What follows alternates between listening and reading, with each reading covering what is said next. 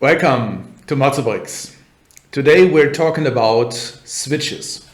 Switches are probably the most important parts of the Lego train layout, at least of the land-based part of it.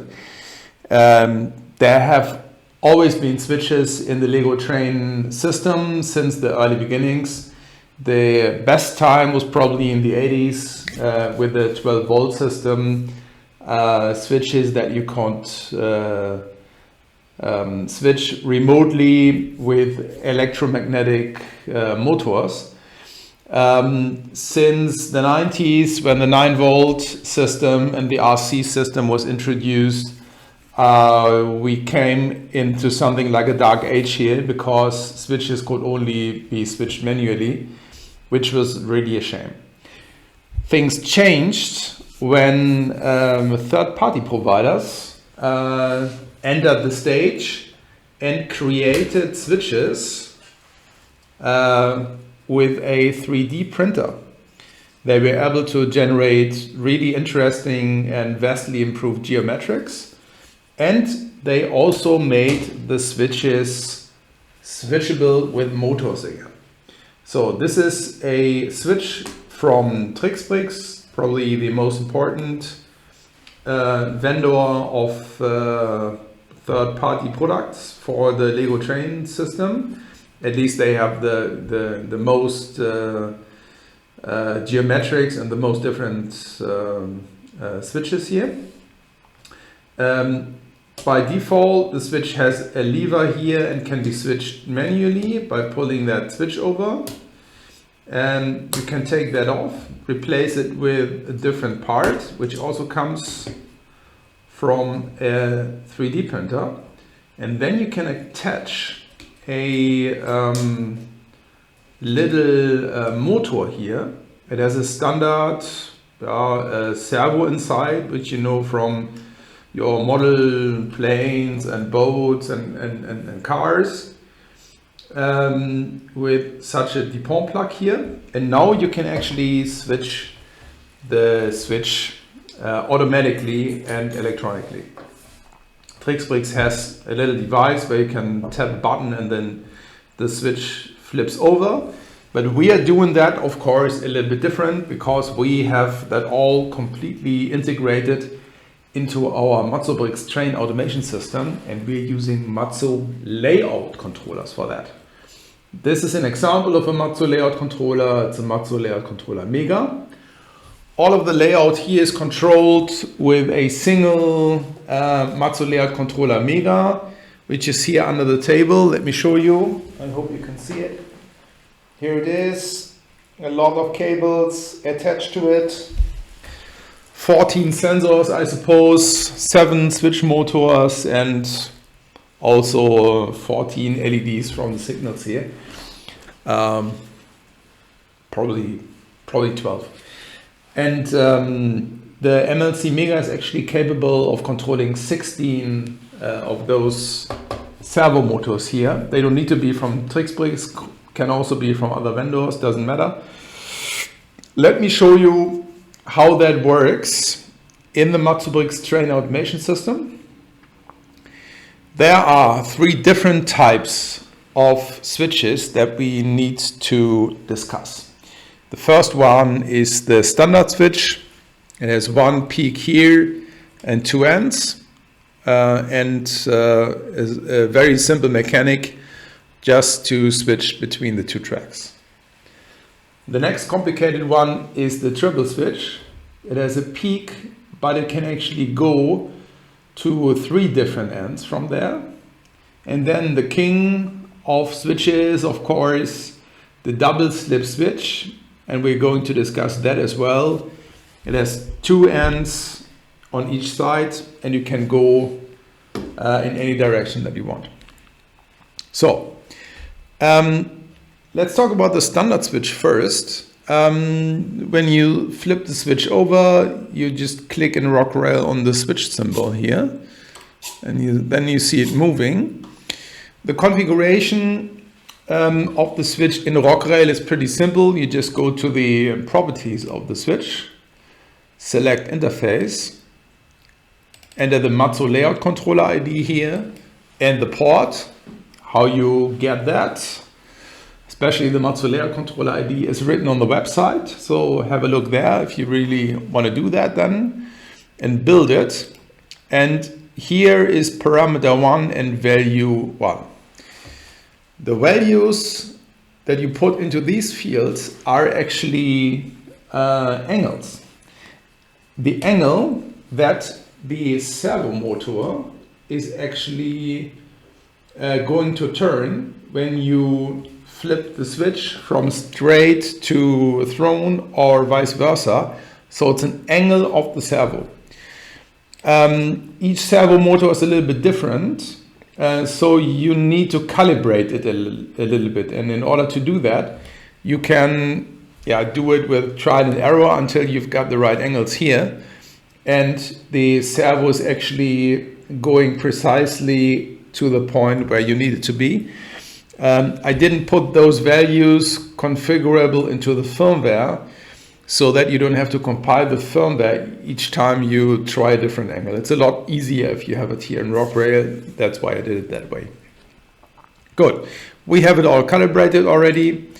Let's see if that works. You don't usually flip a switch manually in Rockrail. What you do is you tell a train to go from one block to another or let it go automatically, randomly.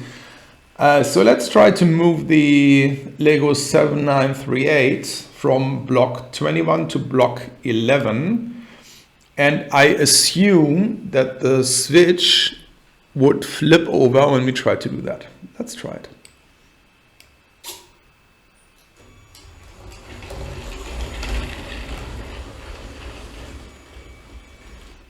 Beautiful. It worked.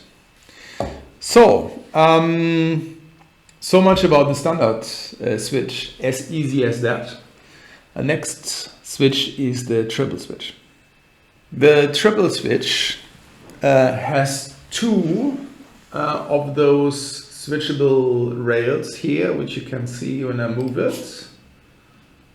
And there are three different directions. That makes sense. There's actually one direction that wouldn't make any sense at all. It would be something like that direction here. If the switch would be switched like that, the train would derail. If you do that 100 times, I think then you can throw your switch away as well.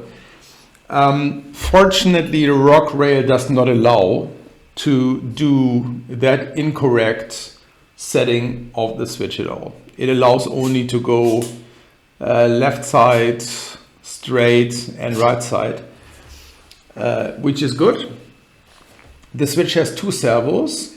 In order to configure the switch, you enter the properties again, and the difference compared to the standard switch is now that you have two servo motors that you need to configure here. So you've got a second one. You also put the Matu controller ID inside, enter the port to which the little plug here is connected, and put the angles of the servo inside. The angles might be different from the other servo because, as I said, each servo is a little bit different. You can configure that here until you're satisfied with how the switch is moving, and then you're good to go. So as easy as that. Let's try it out if it works. Let's take the rail bus and move it from block 23 to block 24. It would need to go to that block and then change direction and go to the other block. Let's just try it.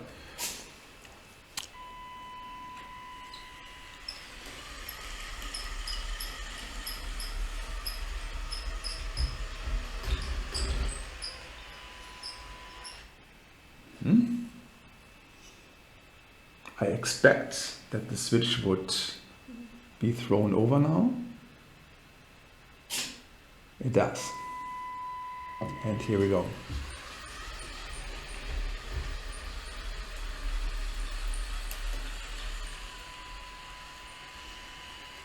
So that's also fine. Not too complicated as well.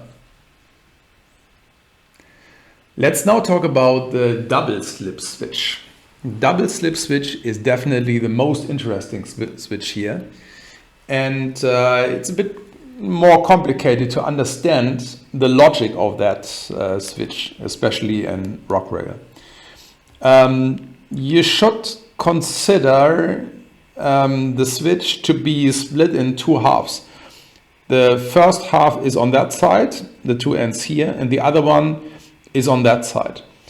Most model train vendors from non-Lego model train layouts have only one servo for each end. So there is a servo here and there is a servo there. And when you move the servo, actually the movable rails here are switched in parallel for those double slip switches there. And the logic here works exactly the same while we still have two servos, but they move concurrently in the same direction. So that's the logic here. If you flip a switch in Rockwell, you click on the logic, and what's actually happening here, let's have a look. Two of the movable rails are being switched at the same time. I hope you can see that here. And I click on it, two of the rails are moving. So this results into a certain setting of the double slip switch. There are four different settings: straight, diagonal, turn left, turn right. Yeah, that's about it. The configuration again is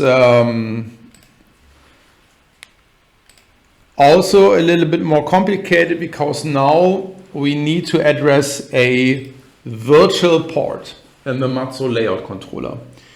The Matu layout controller Mega has those ports from the present firmware release 1.1 already integrated. It starts with 1001, I believe. And what those ports are actually doing, they flip two servos to a different position at the same time. That's what you need for the double slip switch, because two servos are moving at the same time. So we're actually selecting this virtual port, in this case 1003. This is the Matu controller ID, and we have the angles for the servos again. Now it's actually the angles for both of the servos. No? So you can't put in the angles individually anymore. They are the same for both servos, so you need to use servos of the same breed. You need the same type of servo in order to make this work. Good, and the same for the other side of the switch. That is here address 2, port 2, and so on. This needs a little bit of trial and error and tinkering with everything until you've sorted out. I'm sure about that. It won't probably work on the first attempt, but after you have figured it out and it really works, it's fantastic. To play with those double slip switches is just really fantastic. Let's try that in practice. And let's move the V100 diesel locomotive here just straight over the double slip switch to the other side.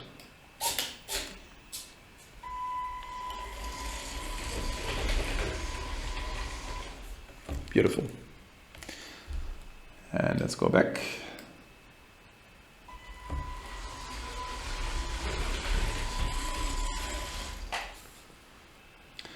Let's talk about one more advanced topic. It's the switch feedback feature. In real-world railroad systems, the position of the switch and the direction of the switch is actually controlled with a feedback loop. We can do that here as well. Well, I didn't integrate the real position sensor here, so I don't really know if the switch is straight or thrown, but what we can do is to check that the Matu layout controller has actually got the switch command, that it has received the switch command, and that it has actually flipped the switch over. That is, of course, not a perfect solution, because you never know if that mechanic of the switch really worked, if there had probably been an electrical failure here in the servo or whatever. But all of the transmission between the train automation software and the Matu layout controller, that can be covered with that. And we do that by defining virtual sensors. So they don't really exist here, but we simulate them. We simulate them in the Matu layout controller. If you have a look at the full Rockrell plan, as you can see here, there is a couple of sensors which don't really belong to the layout. At least they don't seem so. And these are those virtual sensors. Let me flip the standard switch and have a look at the virtual sensors for switch 11.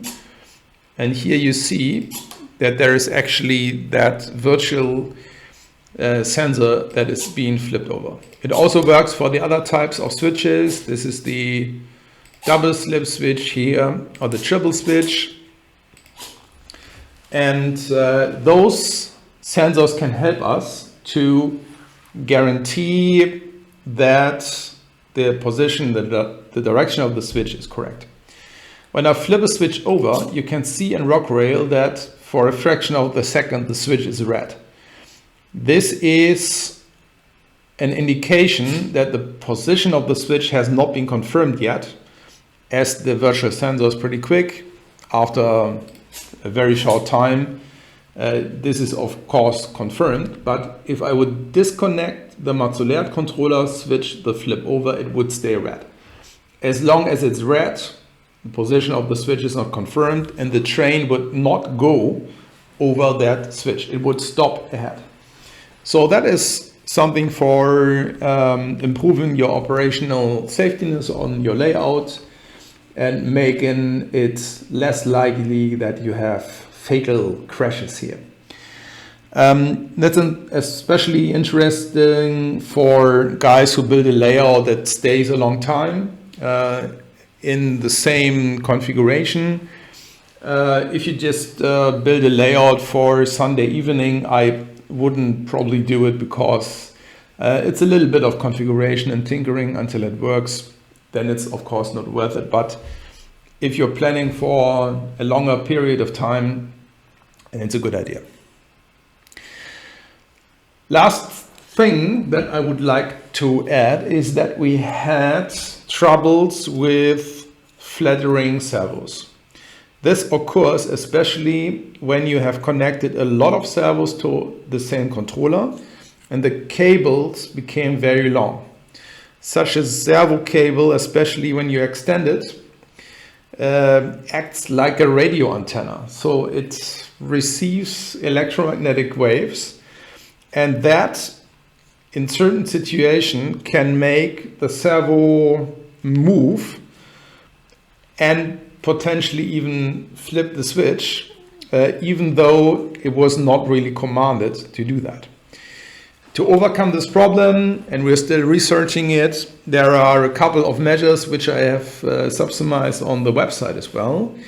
First thing is you need enough power. We're powering up our Matu layout controller mini, the small one, with at least 2 amperes. And the Matu layout controller mega there is actually powered with 5.9 volts and 4 amperes. That is enough power to even power up 16 switches. We've tried that out.